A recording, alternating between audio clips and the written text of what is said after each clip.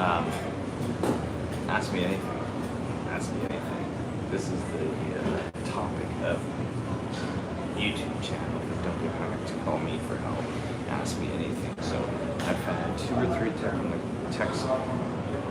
tech support requests come in today. One person, we just recreated an Outlook profile and they're having issues with, I think they've got 5 or 6 hosted Exchange, Microsoft Office 365 mailboxes connected, and they're wondering why it broke again, and I quickly checked their computer before I got off the plane to Baltimore, and my answer is your mailboxes are massive, large, probably 34 gigs a piece times 5. It's a bunch of data. I don't know why it broke yet.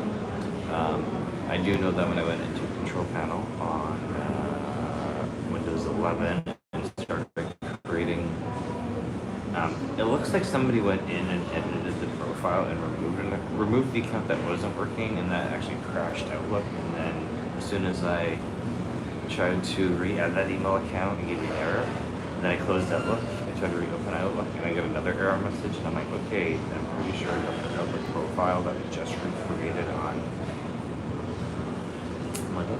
Monday, yesterday, or was it Friday, is broke. So, although Outlook is one of the most powerful email programs, if you're adding a ton of data to it, you're still going to be patient with it and let it create those database files properly. Because if not, your shit is going to break, especially if your computer's underpowered.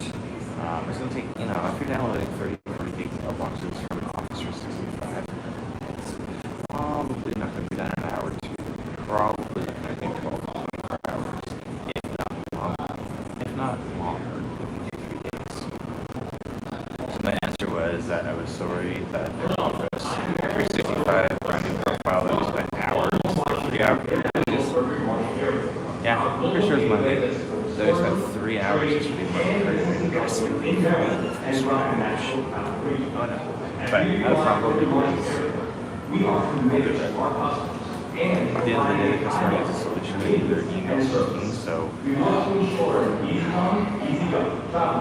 my suggestion was with the broken Microsoft, the brand new broken Microsoft Outlook profile on Windows 11 with 5 or 6 Office 365 email accounts added to it, was that we would just have to create a new profile and be patient and wait for everything to download and synchronize, and then close it and reopen it and close it and reopen it like 20-30 times just to make sure that it's not going to break again. Because the challenge of the end user, the challenge of you, the end user, and me, the end user, is patience. Technology requires a ton of patience. And if you push a computer too fast, it's just going to say, I'm not going to do it correctly. The computer's going to do this. This is, when my daughter was young, this is what we told her the middle finger was, this. So the computer, when the computer's not working for you, it's literally giving you the finger. So my answer to people is that they got to be more patient with technology, and it is what it is. But of course, if you break your Microsoft Outlook profile, I have no problem re-adding it for you, but we're going to be re-entering in, if it's Office 365, if it's Exchange, it should technically auto-configure, so we'll only need the email address and the password.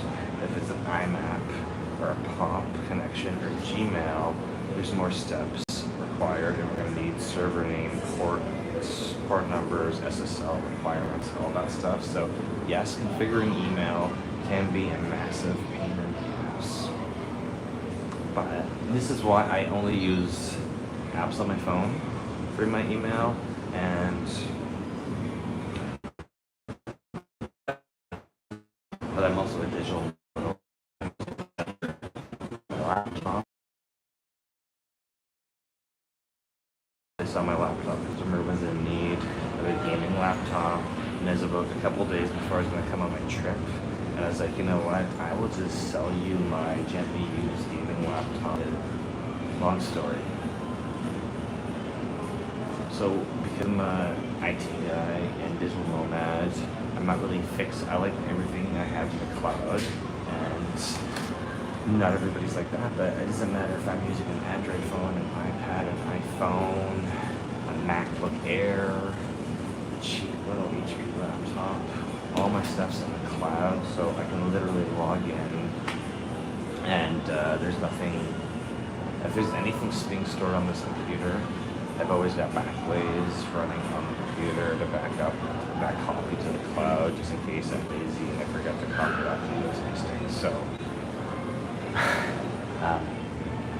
So for me, I have Office 365 email and G Suite email and Gmail and Proton and all this stuff, but I always access it through the browser on a computer or an app on my phone. So I'm not going to get my feelings hurt if an app on the computer crashes. But I know the end user, any Mac user, Windows user, Linux user, when their desktop software doesn't work, they get really angry and impatient, and I'm opposite of that. So I'm like, if something doesn't like you, well, you have to sort it out and fix it and move on.